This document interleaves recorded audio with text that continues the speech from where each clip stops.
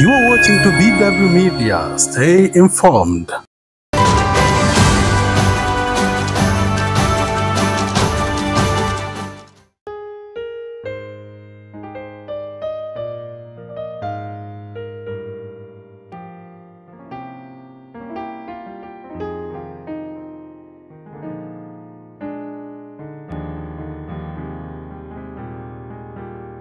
Jifunza kanuni hizi na zitakusaidia kuelewa unabii vizuri. Unaposoma Danieli na Ufunuo utajifunza na utaelewa, kwa sababu umejifunza zile kanuni za msingi za kuelewa unabii ambao umetumia kwa lugha ya ishara, vidokezo na tamithali za semi.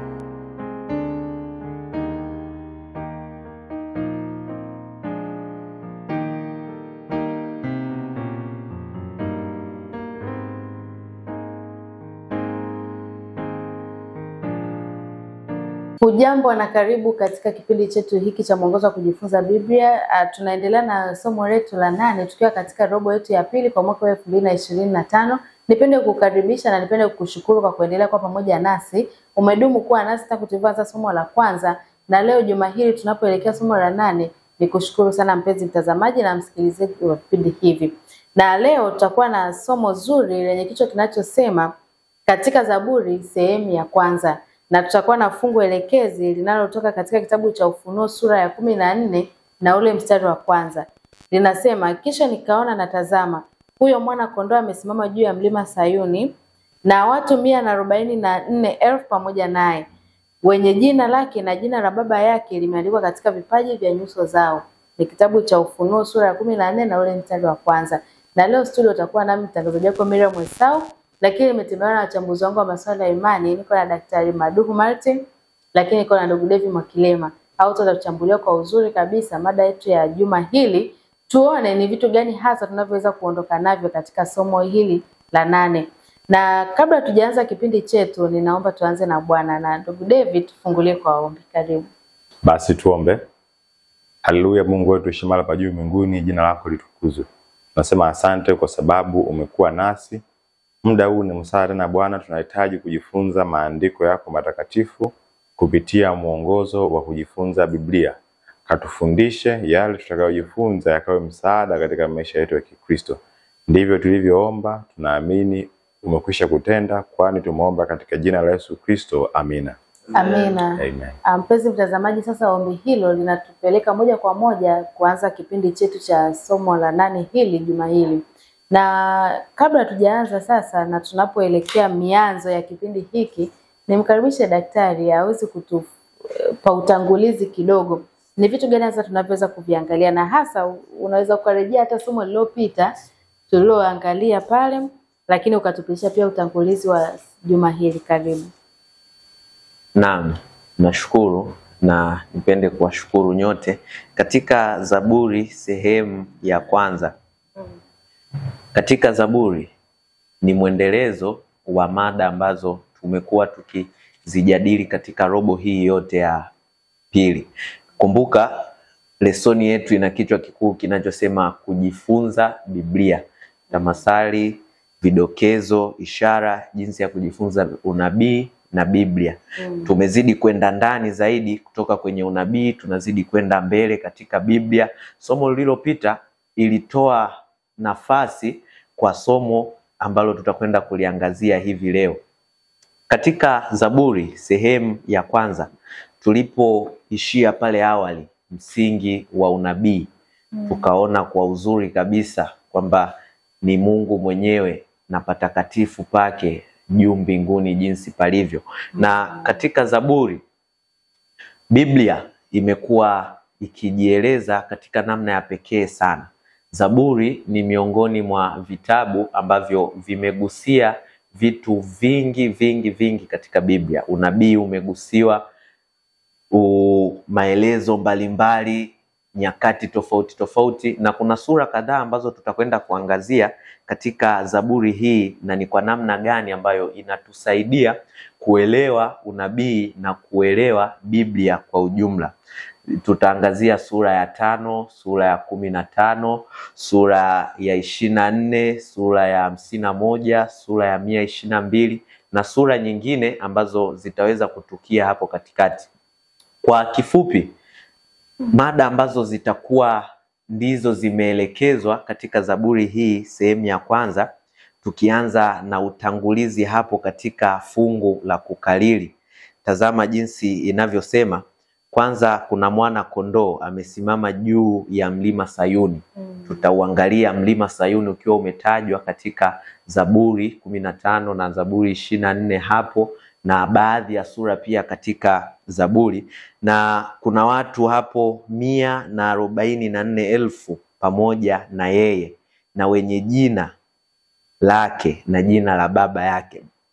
Niseme kidogo kwamba sio kwamba majina haya ni mawili tofauti, hapana, ni jina moja, na jina hilo utalipata kwa uzuri zaidi katika kitabu kile cha Ufunuo 19 na lile fungu la 16, ambapo wanasema jina lake ni mfalme wa wafalme na Bwana wa mabwana.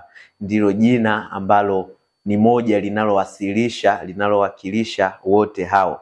Na hao watu 144,000 wanaoonekana katika fungu la kukariri sio namba ambayo ndiyo kikomo cha watu watakatifu ambao watatiwa muhuri na ambao watakuwako mbinguni. Watu wengine waga wanasema kwamba wataokolewa 144,000 peke yake. Hapana, ile ilikuwa ni mfano tu ambao uliwakilishwa kule nyuma na yale majeshi ya Israeli. Tutakwenda kuangalia kwa uzuri kabisa pale mbele, walichaguliwa 12,000 katika kila kabila na mwisho kufanya muunganiko huo. Na habari hii kwa uzuri katika kitabu cha Ufunuo 7 imeelezewa pale. Anapomaliza kuwataja 144,000, anamalizia na wengine wengi waliovikwa mavazi meupe. Hakuna idadi ya watakaookolewa, ni watu wote. Kumbuka Yesu alisema yoyote ajaye kwangu sitomtupa kamwe. Na anapokuwa anasema vipaji vya uso vyao, tutaangalia vipaji vya uso vyao, tutaangalia kuweka muhuri, kuweka alama ya Mungu moyoni. Tutaona sio kwamba ni kitu kinachoonekana katika kipaji cha uso, bali ni tabia halisi iliyohifadhiwa moyoni. Kwa hiyo nikukaribishe sasa katika Zaburi hii sehemu ya kwanza, tuweze kuona Zaburi zinaelezea vipi Biblia, zinaelezea vipi mada mbalimbali za unabii. Na msingi ambao tutatembea nao, kumbuka, ni kwamba Zaburi imeeleza katika namna ya maisha halisi ya kibinadamu. Hivyo karibu tufuatane pamoja katika mada hizi. Asante. Nikukumbushe tuwe na lesoni yako hapo karibu, uendelee kutufuatilia kwa uzuri kabisa tunapochambua na kupitia kipengele kimoja kimoja, twende sambamba. Ndugu Ludevi, tunaendelea mbele sasa baada ya kupata utangulizi huo na kuona ni vitu gani hasa tutakavyoenda kuviangalia katika somo letu hili la leo. Tunaona wakati Musa anataka kujenga hekalu hapa duniani, alikuwa anawasiliana na Mungu moja kwa moja, na Mungu hakumtaka tu ajenge namna anavyotaka yeye. Alimpatia ramani ambayo ataweza kuifuata, na ramani ile alivyokuja kujenga ilionyesha kabisa inaaksi patakatifu pa patakatifu pa mbinguni. Na sasa kulingana na kitabu cha Waebrania sura ya 9 kuhusu Kristo kama kuhani wetu mkuu katika patakatifu pa mbinguni, hili linatufundisha nini kuhusu kile anachotufanyia? Kuhani wetu mkuu au patakatifu, kama ambavyo tumekwisha kuangalia katika siku za masomo yaliyopita, tukaona ya kwamba Mungu alimwagiza Musa kuweza kutengeneza hekalu duniani. Akampatia na taratibu zote namna ambavyo ile hekalu linatakiwa liwe. Lakini ukisoma kitabu cha Waebrania sura ya 9 mstari wa 15, labda naomba nisome. Anasema, lakini Kristo akisha kuja, yeye aliye kuhani mkuu wa mambo mema yatakayo kuwapo, kwa hema hiyo iliyo kubwa na kamilifu zaidi, isiyofanyika kwa mikono, maana yake isiyo ya ulimwengu huu, wala si kwa damu ya mbuzi na ya ndama, bali kwa damu yake mwenyewe aliingia mara moja tu katika patakatifu, akiisha kupata ukombozi wa milele. Labda nilukia mstari wa 15, anasema kwamba, na kwa sababu hii mjumbe wa agano jipya, ili mauti ikiisha kufanyika kwa kukomboa makosa yaliyokuwa chini ya agano la kwanza, hao walioitwa walipokea ahadi ya urithi wa ufalme. Kitabu cha Waebrania kinakuja kutuelekeza, kinakuja kutuonesha hekalu lililopo mbinguni. hekalu jipya. Lakini pia si hivyo tu, kitabu cha Ufunuo sura ya 4 na kitabu cha Ufunuo sura ya 5 kinatuonesha ni kitu gani ambacho kinachofanyika katika hekalu, ambayo mambo hayo kama tungeasoma katika kitabu cha Ufunuo peke yake tusingeweza kuyaelewa yanamaanisha nini. Ndio maana Biblia inaturudisha kwenye kitabu cha Kutoka sura ya 25 kuanzia mstari wa 40 na kuendelea mbele, anatueleza kwamba kitu fulani kilichokuwa kifanyika katika hekalu kilikuwa kinamaanisha nini. Sasa yapo mengi ambayo yalikuwa kifanyika, lakini cha muhimu ambacho mwandishi anataka tuongelee ilikuwa ni kuhani wetu mkuu. Ya kwamba tunafahamu sote kuhani alipokuwa katika Agano la Kale, kuhani alipokuwa akiingia sehemu patakatifu mno mara moja kwa mwaka kwa ajili ya kufanya utakaso, majukumu ya wana wa Israeli ambao walikuwa kiyafanya nje yanajulikana. Ilikuwa ni kwamba kila mwana wa Israeli alikuwa jukumu lake kubwa ambalo alikuwa nalo ilikuwa ni kuchunguza na kutafakari dhambi ambazo wamezitenda, kiasi kwamba kabla kuhani hajatoka ahakikishe ile dhambi ambayo ameitenda amekwisha kutubu. Si ndio? Vivyo hivyo hata katika hekalu la mbinguni kinachoendelea ni kitu hicho hicho, kwamba Yesu Kristo tangu alipoingia katika hekalu la mbinguni kwa ajili ya kutufanyia utakaso, jukumu letu sisi ni kutafakari kila njia, kila tendo ambalo tunalitenda, ikiwa kuna mahali ambapo tunaenenda si sawa sawa, turekebishe kabla Yesu Kristo hajaweza kutoka. Kwa hiyo kitabu cha Waebrania sura ya 9 mstari wa 11 na 15 kinatukumbusha ya kwamba Yesu Kristo amekwisha kuingia katika patakatifu pa mbinguni ambapo pamefanyika si kwa mikono.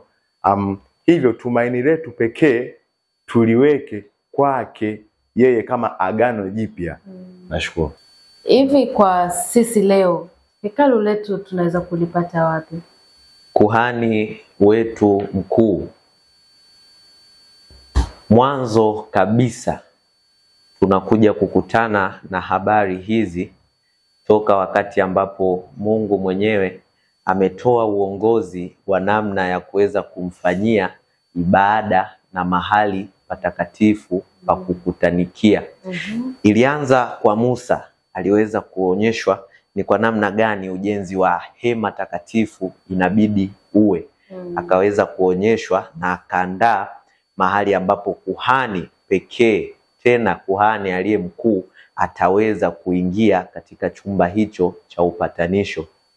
Ikaenda vile kwa wana wa Israeli hata katika kipindi cha Daudi na kwa Sulemani vile vile. Hekalu walilolijenga lilikuwa na picha, ilikuwa na taswira ambayo toka awali ilikuwa imeweza kutolewa.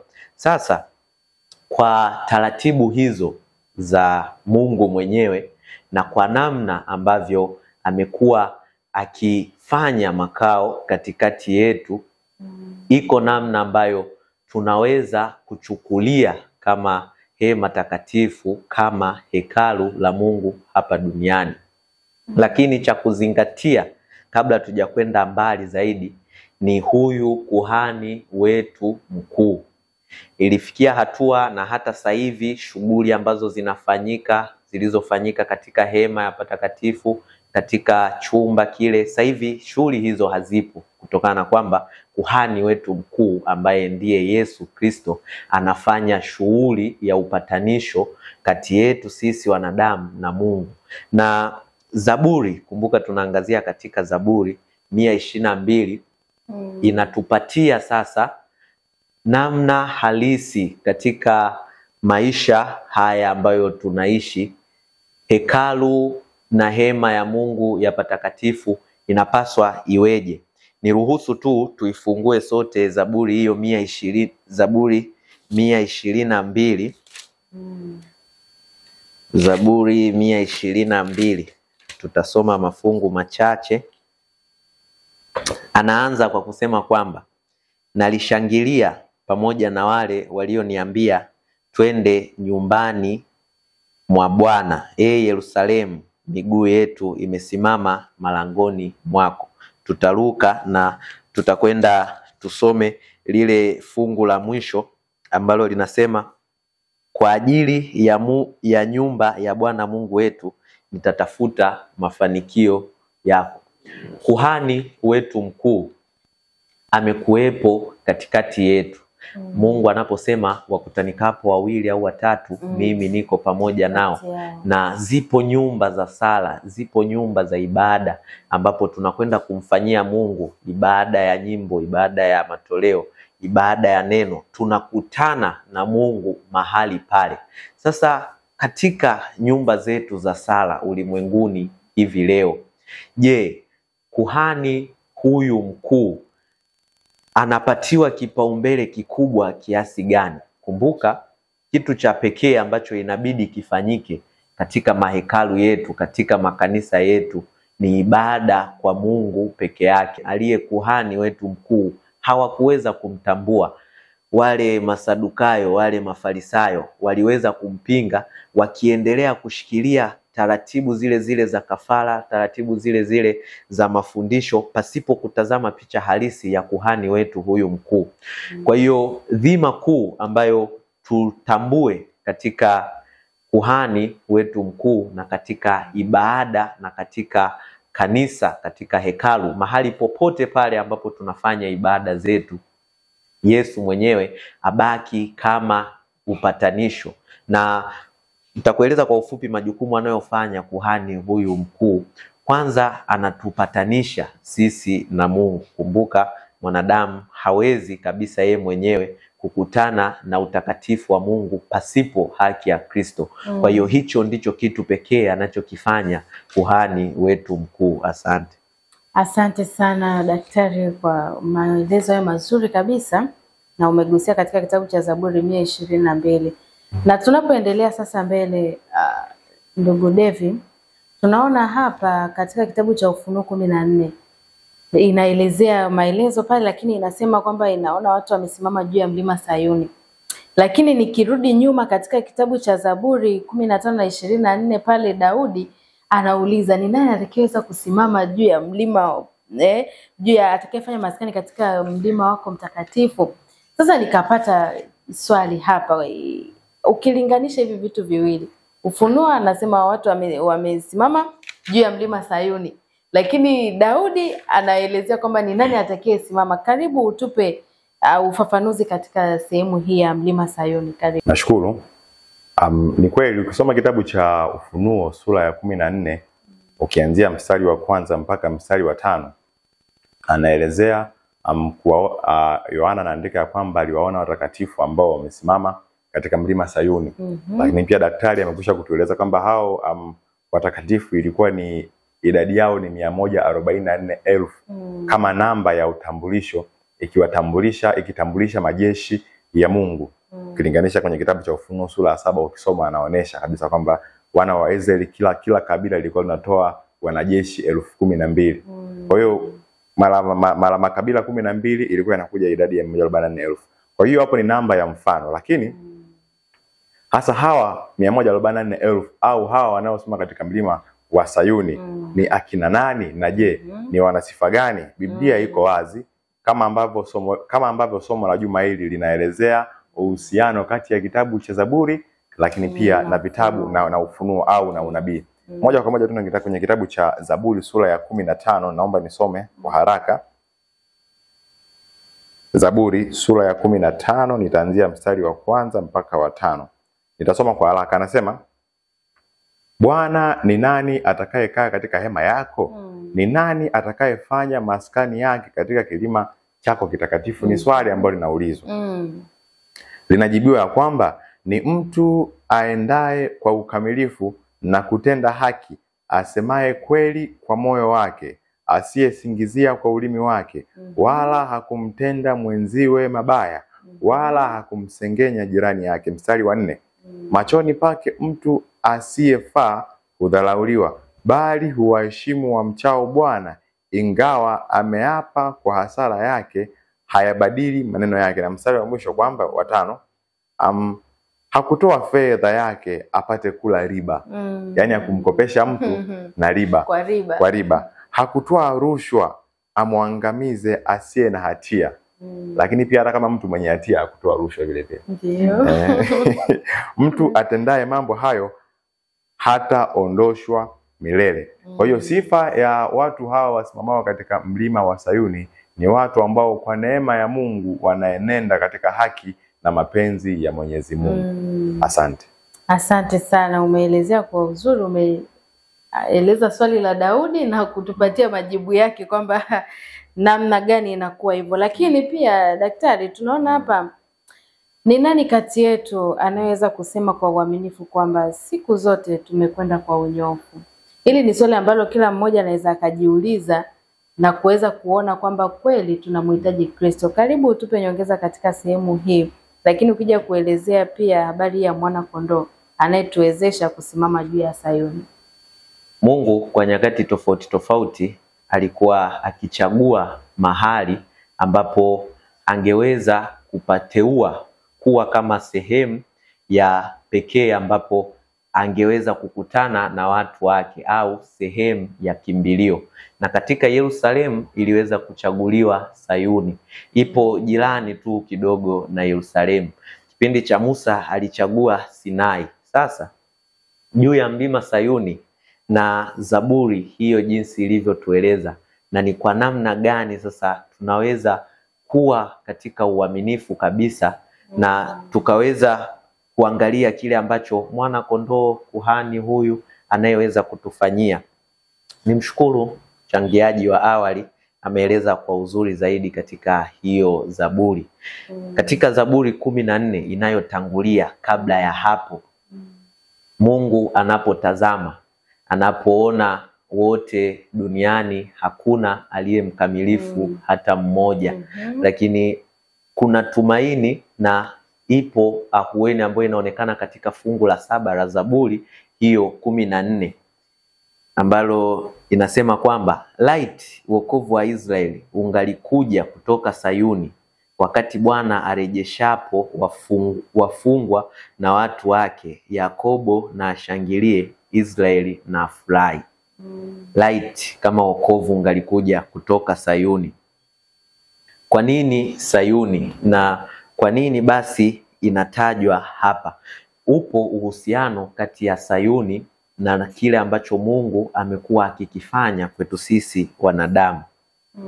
Tutaangazia uhusiano huo katika kitabu kile cha Waebrania 10 fungu la 22 mpaka 27, ndipo sasa inakuja kutuonyesha na kujibu swali ambalo mtangazaji umeweza kuulizia.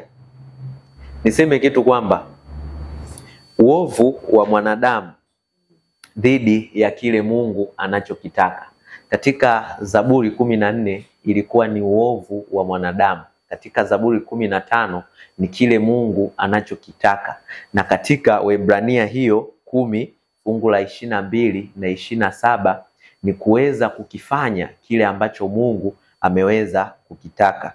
Tukiangalie kwa ufupi namna gani tunaweza kufanya hivyo, tukaweze kuwa miongoni mwa wale ambao Sayuni itakuwa kama nafasi ya kimbilio, itakuwa kama nafasi ya kupata hifadhi na kupata rehema na kupata neema, kwani uwepo wa Mungu unapatikana. Ebrania 10 fungu la 22 neno la Mungu limeeleza. Waebrania 10 fungu la 22 mpaka 27. Utasoma mafungu kadhaa hapo na utakwenda kusoma kwa wasaa wako ukiwa umetulia. Anaanza kwa kusema kwamba katika lile fungu la 22 ya Waebrania hiyo, anasema sisi na tumkaribie Mungu kwa moyo mnyoofu, kwa imani timilifu. Kitu cha kwanza ambacho tunaweza kukifanya ili kuhani wetu mkuu, ili dhabihu ya mwana wa Mungu iweze kufanya kazi katika maisha yetu, ni kwanza moyo mnyoofu. Pili, kwa imani timilifu. Mioyo yetu ikiwa imenyunyizwa damu ya Kristo na kiwa safi kutokana na dhamiri mbaya, ambayo miili yetu ikiwa imeoshwa kwa maji safi. Tushike kwa uthabiti lile tumaini la ukiri wetu bila kuyumbayumba.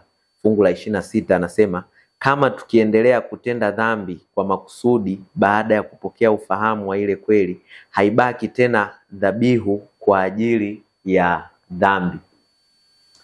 Baada ya kuwa Sayuni kama sehemu ya kimbilio, baada ya kuhani, baada ya mwana kuweza kutupatia nafasi tena ya pili kutoka katika dhambi, kwa imani na kwa upendo na kwa unyoofu, kwa moyo mtimilifu, ndipo tutaweza kumfikia Mungu na tutaweza kumwendea Mungu, na Sayuni itakuwa kama hifadhi. Kumbuka, Mungu ambaye ni mwenye rehema, ni mwenye huruma, ni mwenye upendo kwa watu wake, lakini kwa waovu ni moto ulao. Bila damu yake tungekuwa na tumaini gani? Kwa kweli hakuna. Tusingekuwa na tumaini lolote, isingekuwa Kristo ametufia. Lakini daktari, kwa ufupi tu kiendelea kuelezea hapa katika sheria mioyoni mwetu. Tunaona mwanzoni Musa alipewa sheria katika mbao mbili. Lakini hapa ninaona sheria mioyoni mwetu. Ni kwa namna gani hizi sheria ziko mioyoni mwetu? Viko vitu vitatu ambavyo tutakwenda kuangalia hapa.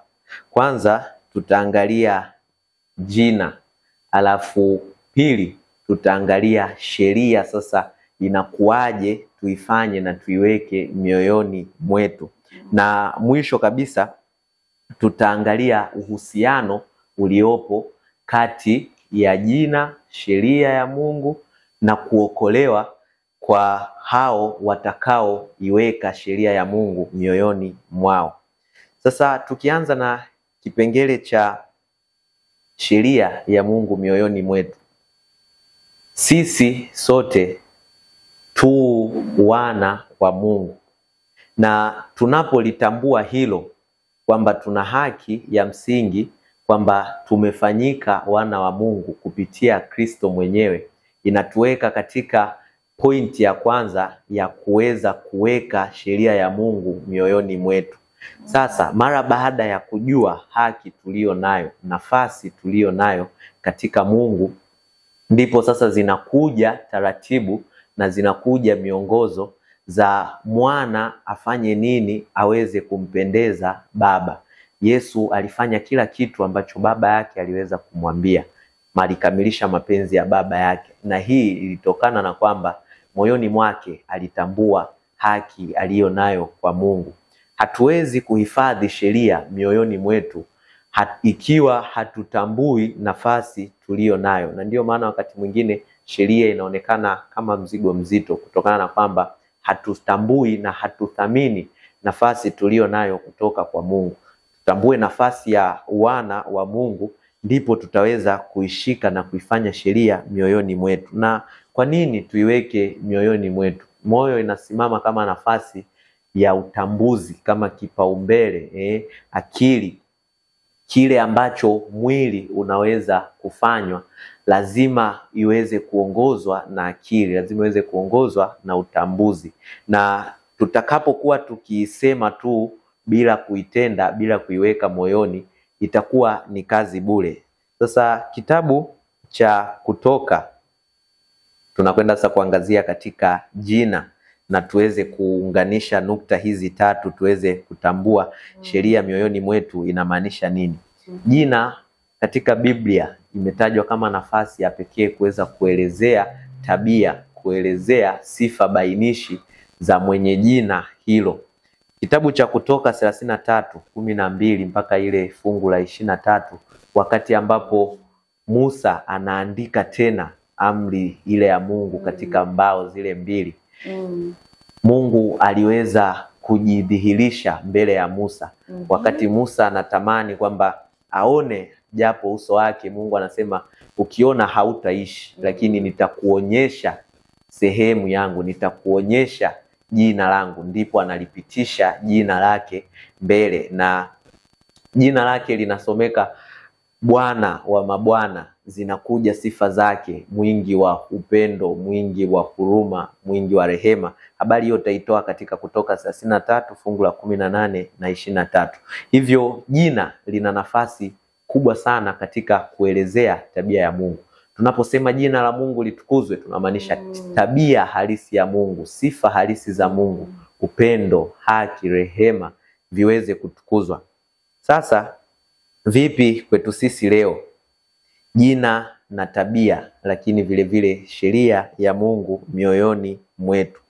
Kitabu cha Yohana wa kwanza sura ya 5 lile fungu la 3 linaelezea ni kwa namna gani upendo kwa baba inaweza kufanyika. Mtu anaposema anampenda Mungu lakini hashiki sheria, kumpenda Mungu hakuko ndani yake. Kwa hiyo upendo unaenda sambamba na sheria, lakini mioyoni mwetu tutakapotambua hilo, tutaweza kufanya kwa upendo na kwa kupenda, na kwa namna ya pekee kabisa ndipo tutaweza kudhihirisha na tutaweza kulitukuza jina la Mungu. Asante. Niongeza katika sehemu hii, sheria mioyoni mwetu. Karibu. Nashukuru. Sheria mioyoni mwetu. Mengi tayari yamekwisha kuzungumziwa. Labda jambo ambalo ningependa kuliongeza ni kwamba jambo la kwanza, Musa kabla hajapewa amri 10 au kabla hajaonana na Mungu kwanza, kwa sababu tunafahamu mwanadamu mdhambi akimuona Mungu hataishi kama. Jambo la kwanza, Mungu kwanza alimtakasa. Lakini baada ya kumtakasa, Musa aliahidi ya kwamba Mungu, pale utakaponionyesha utukufu wako, na utukufu wako utakapokuwa umekaa ndani yangu, sintanyamaza. Nitaenda kulihubiri jina lako kwa mataifa. Na kweli ndicho ambacho kilichotokea kwenye kitabu cha Kutoka sura ya 34 kuanzia mstari wa 1 mpaka wa 7. Musa baada ya kushuka na zile mbao 2 anaenda kulitangaza jina la Bwana. Lakini haikuishia hapo tu. Mstari wa 5 wa Kutoka 34 inaonyesha kwamba Bwana naye alishuka pamoja na Musa kwa ajili ya kwenda kutangaza jina lake yeye mwenyewe, au kwa ajili ya kwenda kutangaza tabia na mwenendo wake. Na hivyo hivyo Musa aliwapatia wana wa Israeli amri 10. Zile amri 10 zilikuwa zina kichwa kinachosema Mungu, au kwa lugha nyingine zile amri 10 zilikuwa ni tabia halisi ya Mungu. Ya kwamba pale unapopata neema ya kukutana na Bwana, Bwana akikutakasa, akakuonyesha tabia yake yeye, yani upendo, rehema, fadhili na kila kitu, jukumu lako ni kupeleka kwa watu wengine, wale wasiomjua Mungu, waweze kuona utukufu wa Mungu. Kwa hiyo kwa kufanya hivyo unakuwa unadhihirisha upendo wa Mungu, au unalidhihirisha jina la, yani kwa kushika amri 10 sio kwamba tunazishika tuonekane tumezishika labda tumezikariri kichwani. Hapana, bali inafaa iwe ni tabia yetu tuziishi, kwa maana amri 10 ndiyo tabia halisi ya Mwenyezi Mungu. Asante. Asante. Na kabla tujatoka hapo, nina swali kidogo. Karibu. Na ikiwa tunaokolewa kwa imani sasa na si kwa sheria kama tunavyosikia na kusoma katika vitabu mbalimbali, basi sheria ya Mungu ina umuhimu gani sasa kwetu? Nashukuru. Kitabu cha Yohana sura ya 1 waraka wa kwanza wa Yohana sura ya 5 mstari wa 3 amelielezea hilo jambo vizuri. Labda kwa ufupi ni kwamba tunazishika sheria za Mungu sio kwa sababu tuokolewe. Hilo ni jambo la kwanza la kufahamu. Na kwa sababu hiyo watu wengi wamekuwa wakisema kama basi tunashika sheria za Mungu na hazituokoi, hamna haja ya kuzishika. Hamna haja ya kuzishika. Niamini tu niende mbinguni. Lakini tunarejea pia kwenye kitabu cha Kutoka sura ya 34. Ndio. Musa kabla hajapata utukufu wa Mungu alikuwa ni mtu mchafu. Si yeye tu, hata Isaya pia, kusoma kitabu cha Isaya sura ya 6 kuanzia mstari wa 9 na kuendelea. Kabla hajakutana na Mungu alikuwa ni mchafu. Maana yake alikuwa hawezi kuokolewa kwa namna yoyote ile. Lakini baada ya hapo Mungu alikuja kumpatia tabia yake yeye mwenyewe. Alimvalisha haki yake, na ili Mungu atakapokuwa amekuvalisha haki yake, yani utaenenda kama yeye. Ndio maana kitabu cha Ufunuo sura ya 7 sura ya 14 ukisoma ule mstari wa 1 anasema kwamba wale 144,000 walikuwa wameandikwa jina la mwanakondoo katika kipaji cha uso wako. Tena walikuwa wameandikwa, sio kwamba walikuwa wamejiandika. Ikimaanisha nini? Ya kwamba wao wenyewe hamna mtu anaweza kuwa na tabia ya Mungu, lakini udhihirisho ya kwamba wewe umeokolewa na Mungu, tunatakiwa tuone matokeo ndani yako, yani tuone tabia na mwenendo wa Mwenyezi Mungu ndani yako. Tabia ya Mungu ni nini? Tabia ya Mungu ni upendo. Upendo ni nini? Ni upendo ni amri 10. Nashukuru. Asante sana, umeelezea vizuri na hata nimetabasamu kuashiria kwamba nimepata kitu. Ninaamini hata mpenzi mtazamaji na msikilizaji unayetufuatilia kwa sasa huenda ulikuwa unajiuliza swali hilo.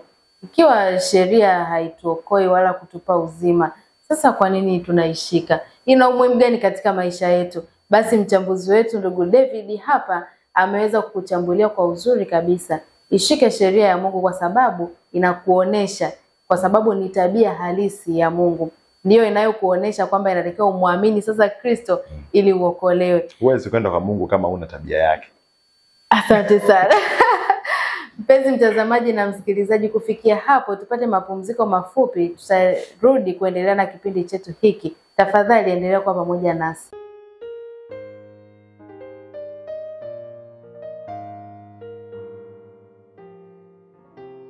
Na mpenzi mtazamaji na msikilizaji, tumerejea tena kuendelea na mfululizo wa vipindi vyetu hivyo mwongozo wa kujifunza Biblia, na tuko somo la 8. Nikukumbushe tu mpenzi mtazamaji, tuna somo zuri nasema katika Zaburi sehemu ya kwanza, na kuna machache tuliyozungumzia, na kama ulikuwa unatufuatilia tangu mwanzo, nina imani kuna jambo umeweza kujifunza.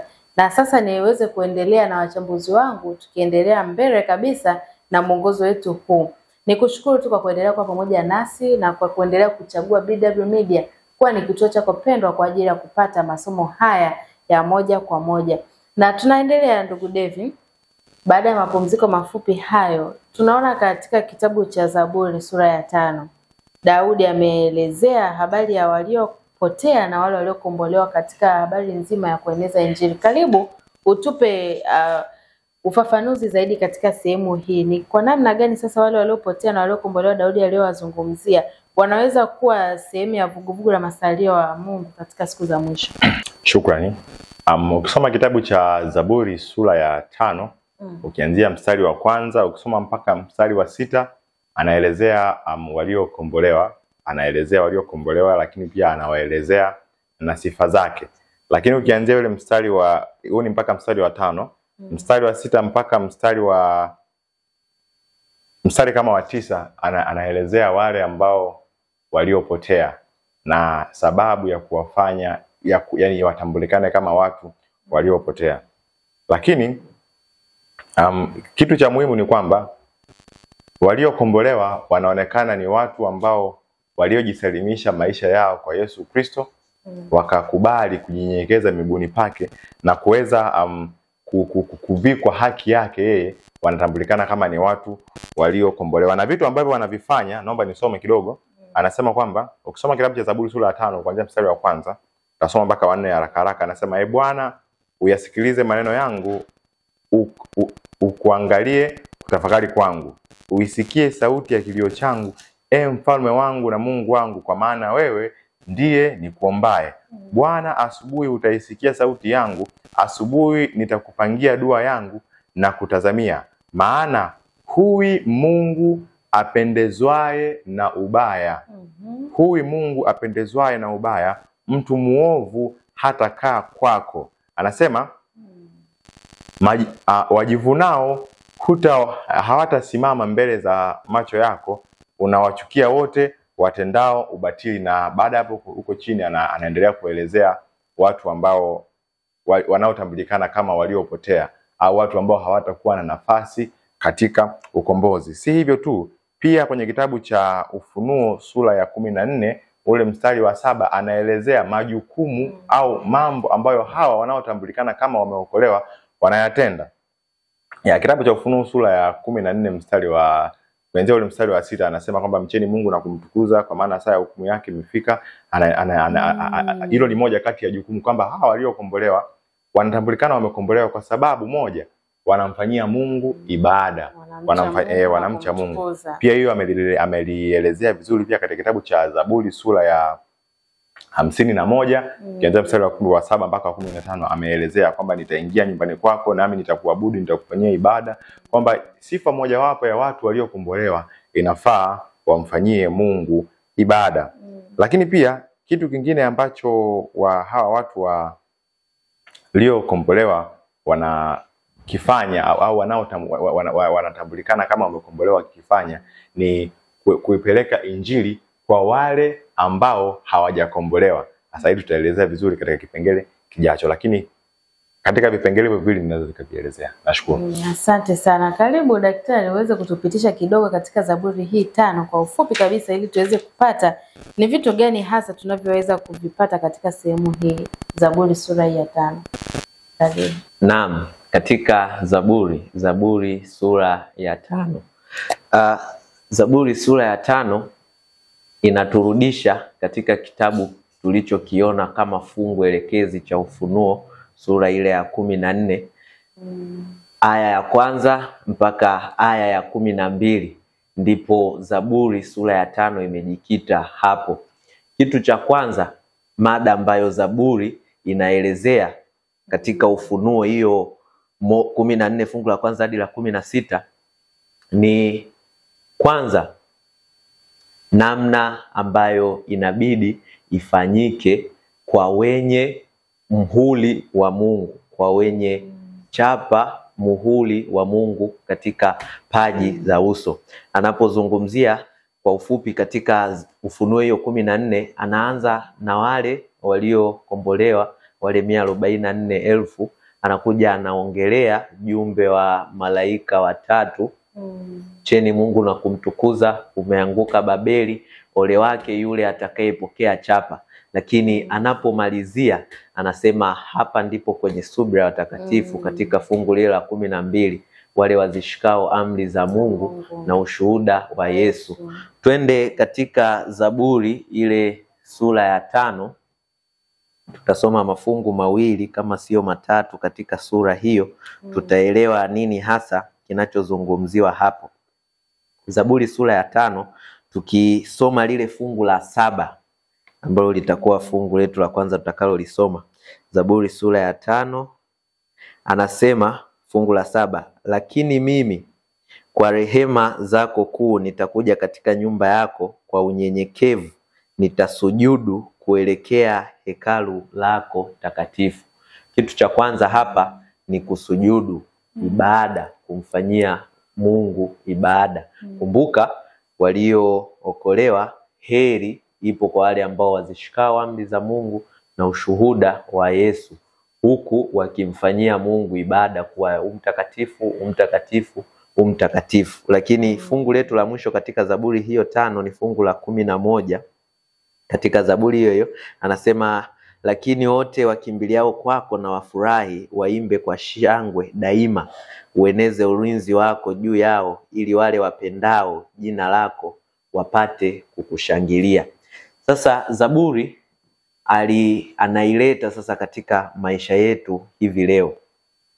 Pale ambapo unaenda kwa Mungu, pale ambapo unakutana na Mungu, kitu pekee ambacho inabidi ukifanye ni kwanza kuweza kufanya ibada kama muumbaji. Tunafanya ibada kwa Mungu tukionyesha kwamba yeye ndiye muumbaji pekee, na ikiwa ni hivyo, basi yote yanayotukia kwa upendo na kwa rehema zake atatufikisha salama katika nchi na mji ule mpya. Lakini kitu kingine ni kwamba wale wazishikao amri za Mungu na ushuhuda wa Yesu wanakuwa sehemu ya juu zaidi, wanakuwa na kipaumbele cha juu zaidi kama watu pekee, kama kipimo pekee ambapo wataweza watu kupimiwa. Kule juu anaposema umeanguka Babeli, umejaa machafuko, hapa chini anasema heri wazishikao amri za Mungu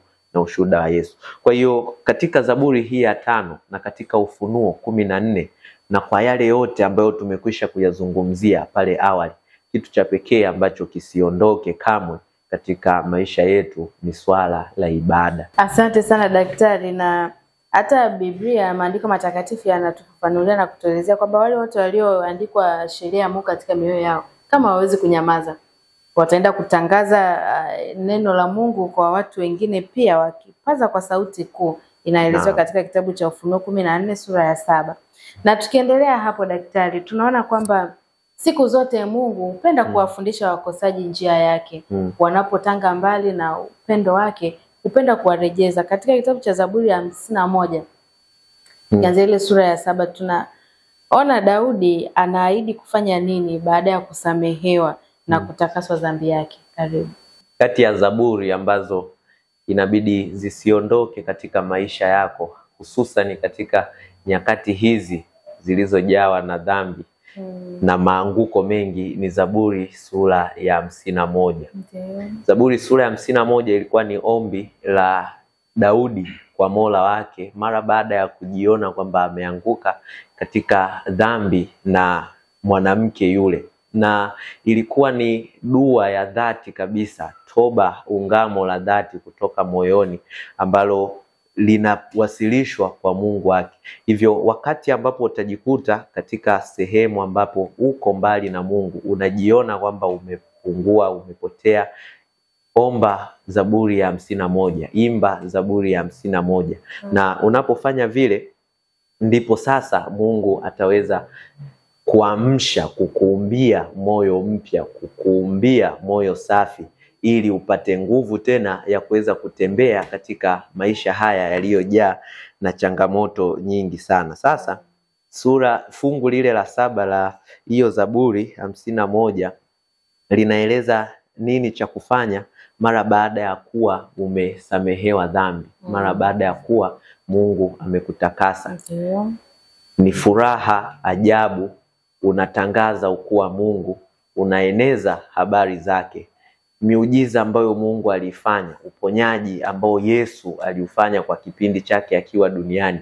Hata kama kuna wakati aliweza kuambia watu usiseme, usitangaze habari, lakini ule mguso wa kipekee wa Yesu kufanya jambo katika maisha yako hauwezi ukakuacha ukiwa kimya. Ni lazima utaeneza habari zake, ni lazima utatangaza habari zake. Sasa wafundishe wakosaji njia yako.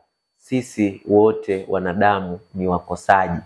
Kumbuka tuna kosa la asili ambalo liliweza kufanywa pale awali na wazazi wetu. Hivyo moja kwa moja toba hii ya Daudi imegusa katika vipengele vitatu vikuu. Kwanza dhambi, pili kosa, alafu tatu uovu. Kwa habari ya dhambi anasema, tangu tumboni mwa mama yangu nalikutenda dhambi kabla sijaumbwa. Hii inaonyesha asili ya anguko tuliopo. Hivyo unapoenda kwa Mungu, muombe akusafishe na asili ya dhambi, akutakase na asili ya dhambi. Alafu pili ni kosa, ambapo ni kinyume sasa na maadili, ni kinyume sasa na tabia halisi ya Mungu. Omba Mungu akuhuishe, akusafishe, akuondolee makosa yako. Lakini na kingine ni uovu. Tupo katika hali iliyovurugika na iliyochanganya. Tatizo la uovu lipo kwa wingi katika mioyo yetu, na ndiyo maana Daudi anaomba na analia na anaimba Zaburi hii kwamba Mungu aweze kumfanyia kitu cha pekee katika maisha yake. Ninapokuwa nikimalizia, naomba nisome nukuu hii ya namna ya ajabu ambapo Mungu anapowafundisha wakosaji njia yao. Kumbuka hamna aliye salama dhidi ya dhambi, lakini tunamhitaji zaidi huyu Yesu. Na mguso wa Yesu hauwezi ukakuacha hivyo hivyo. Kabisa. Yesu anapokugusa tutaona tu mabadiliko. Nukuu inasema kwamba mara tu mtu anapokuja kwa Kristo, ndani ya moyo wake inaumbwa shauku ya kuwajulisha wengine ni rafiki wa thamani kiasi gani amepata katika Yesu. Ukweli unaookoa na kutakasa hauwezi kufungwa moyoni mwake. Ikiwa tumevikwa haki ya Kristo na kujazwa furaha ya Roho wake akaaye ndani yetu, hatutaweza kunyamaza. Ikiwa tumeonja na kuona ya kuwa Bwana yu mwema, tutakuwa na kitu cha kusema. Kama Filipo alipompata Mwokozi, tutawaalika wengine kuja kwake. Asante. Asante sana daktari kwa ufafanuzi huo mzuri kabisa. Ndugu Devi, karibu. Tunapoelekea miisho sasa ndio tunapojiongea hivi. Karibu tupe nyongeza katika sehemu hii, wafundishe wakosaji njia yako. Nashukuru. Wafundishe wakosaji njia yako. Tunaona tukianza pia tangu Agano la Kale, tunamuona Musa katika mlima wa Sinai. Kabla hajakutana na Mungu, jambo la kwanza alikuwa ni muovu, na Mungu, inaonyesha Biblia imeandika kwamba Mungu alimziba, alafu kisha utukufu wake ukapita. Musa akatakasika. Baada ya hapo akampatia amri ambazo zilikuwa zimeandikwa kwenye mbao mbili. Musa baada ya kusafishwa na kupewa majukumu alienda kutangaza kwa wana wa Israeli. Haiishii hapo tu. Kitabu cha Isaya sura ya 6 mstari wa 1 mpaka wa 8, kwanza Isaya anaonekana na Mungu, anaona utukufu wa Mungu. Anasema kwamba inakuwaje mimi ni mtu mwenye midomo michafu, mimi ni muovu. Mungu anamtakasa, na baada ya Mungu kumtakasa anatoa wito kwamba je, ni nani atakaye kwenda? Baada ya kutakaswa, Isaya anasema kwamba nipo hapa, nipo Bwana, nitume.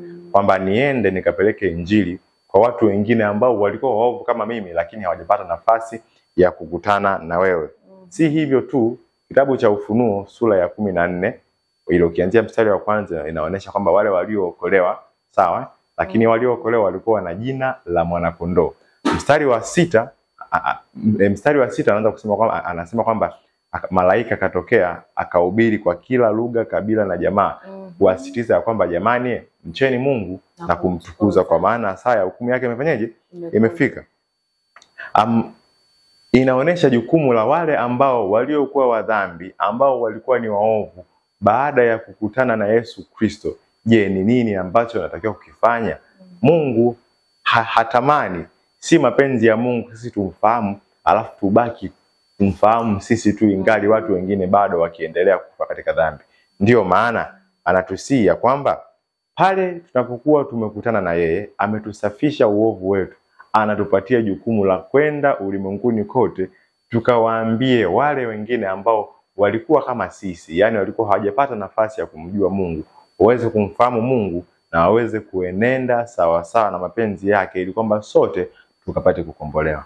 Asante. Asante. Na tukidumu hapo ndugu David, tunapoelekea sasa miisho ya somo letu hili la 8 juma hili, ningeomba sasa kwa ujumuisho uweze kumwambia mpenzi mtazamaji na msikilizaji anayetufuatilia wakati huu kwamba ni vitu gani sasa tunaweza kuondoka navyo katika somo hili. Na huenda ndio kwanza kuna mtazamaji wetu hapo ndio kafungua tu sasa hivi na akakutana na wewe, mwambie jambo kwamba somo hili anaweza kutoka na kitu gani hasa. Karibu. Nashukuru. Somo lilikuwa ni la 8 ambalo lilikuwa lina kichwa kinachosema Zaburi, ikiwa ni sehemu ya kwanza. Imeangazia katika nyanja mbalimbali uhusiano uliopo kati ya kitabu cha Zaburi lakini pia na nyaraka zote za unabii. Lakini lengo kuu ambalo au kiini cha somo lilikuwa ni kuangazia mfumo mzima wa utaratibu wa ibada au utaratibu wa patakatifu pa mbinguni panapofanyika, ikihusianishwa na patakatifu pa duniani. Yani kwamba ukisoma kitabu cha kitabu cha Ufunuo, ukasoma utaratibu mzima ambao unaendelea katika hekalu la mbinguni, hutaweza kuelewa mpaka urejelee Agano la Kale uje usome, je, patakatifu pa duniani paliendaje? Lakini lengo kuu ni kwamba tufahamu ya kwamba yupo muombezi mbinguni ambaye yeye anatuombea, na kuna majukumu kadha wa kadha ambayo ametuachia sisi kama viumbe wake duniani tuweze kuyatenda. Ikiwa je, ni namna gani tuenende, vitu gani tuvifanye, vitu gani tusivifanye. Lakini pia je, kwa wale ambao hawajamjua yeye aliye juu mbinguni, ni mambo gani ambayo tunatakiwa tuyafanye ili sote tuweze kumfahamu. Lakini jambo la muhimu ambalo ningependa kuliongelea ni kwamba mwandishi wa Zaburi ameandika ya kwamba katika Yerusalemu au katika mlima wa Sayuni kama ambavyo zamani ilikuwepo, anasema kwamba palikuwa ni mahali ambapo ni salama, mahali ambapo watu lilikuwa ni kimbilio lao, mahali salama, mahali ambapo watu walitarajia kupata mafanikio na vitu kama hivyo. Vivyo hivyo katika zama ambazo tunaziishi, moja, Yerusalemu ambapo inasimama kama wakati fulani kama kanisa au mahali ambapo tunapaabudia, pawe ni mahali ambapo kila mtu anatamani kwenda. Pawe ni sehemu ambapo kila mtu anahitaji kwenda. Lakini si hivyo tu, hatutaweza kufanya hivyo ingali katika mazingira au katika nchi, maeneo ya kijiografia ambayo tunayaishi yakiwa hayana amani. Kumbe bado tuna jukumu la kuweza kuombea amani katika maeneo ambayo tunayaishi, ikiwa ni katika nchi, ikiwa ni katika mikoa, ikiwa ni katika vijiji na maeneo mbalimbali. Kwa kufanya hivyo tutapata mwanya au tutapata nafasi moja ya kumwabudu Mungu wetu mbili ya kuweza kupeleka ujumbe kwa wale wote ambao wasiomfahamu Mungu, na ili sote tukapate kukombolewa. Asante. Asante sana, nashukuru kwa uchambuzi huo. Daktari, karibu sasa. Tunatoka na neno gani matumizi maishani katika somo letu hili la 8? Karibu. Naam. Katika Zaburi sehemu ya kwanza. Jiulize maswali haya machache, tutakuwa tumemaliza katika Zaburi sehemu ya kwanza. Swali la kwanza: je, Sayuni ni wapi? Sayuni ni mahali pa kimbilio. Hivi leo makanisa yetu yawe Sayuni, mahali ambapo tukitazama tutakapokuwa tumevurugwa na vurugu za duniani hapa, twende Sayuni, twende hekaluni, twende kanisani, tukutane na huyu kuhani wetu mkuu, tupate amani ya moyo. Na twende kanisani tukutane na Mungu, na ikawe ndio kipaumbele cha kwanza kwenda kanisani. Alafu kitu kingine, jiulize ya kwamba Mungu amefanya nini katika maisha yako. Maisha haya ambayo yamejaa vitu vingi sana. Zaburi anaposema kwamba niumbie moyo safi, moyoni mwako nimeliweka neno langu nisiweze kukutenda dhambi. Jambo pekee ambalo Mungu analihitaji kutoka kwa kiumbe alichokifanya ni ibada, ni sifa, ni utukufu, na ndiyo kazi ambayo tutaifanya hata katika mbingu mpya na nchi mpya. Itakuwa ni kusifu mtakatifu, mtakatifu, mtakatifu. Sasa mwendee kila siku, omba utakaso kutoka kwake, omba kusafishe, uweze kupata nafasi ya kuhudumu pamoja na watakatifu wale tuliowaona katika kitabu cha Ufunuo. Na mwisho kabisa, katika Zaburi ziko Zaburi nyingi sana. Zaburi ina sura nyingi sana, lakini ni nyimbo, ni maombi, ni mafundisho, ni dua ambazo ziliombwa na watunzi wa Zaburi akiwepo Daudi. Zipitie, ni jumbe zilizojaa maisha halisi katika ulimwengu huu wetu wa leo. Na mwisho ni kuache na Zaburi ile sura ya 51 ikawe ni sehemu ya pekee ya kukutia moyo na ya kukusogeza karibu na mtakatifu huyu ambaye ndiye tunayemwabudu, na mwisho ndiye tutaweza kukutana naye. Asante. Asante sana daktari kwa ufafanuzi wao mzuri kabisa na hitimisho zuri kabisa hilo ambalo umetupatia katika somo letu hili la 8, na kufikia hapo hatuna la ziada. Nipende kuwashukuru sana kwa kuwa pamoja nami leo studio kuchambua somo hili la 8 kwa uzuri kabisa. Karibuni tena wakati mwingine. Na tunapoenda kuhitimisha sasa daktari, nikukaribisha uweze kutufungia kwa ombi. Karibu. Naam, na tuombe. Tunakushukuru Mwenyezi kwa kuwa pamoja nasi mwanzo wa kipindi mpaka tunapotamatisha. Tunakushukuru kwa watazamaji ambao kwa namna ya pekee wanatenga muda wao waweze kukutana na ujumbe wako.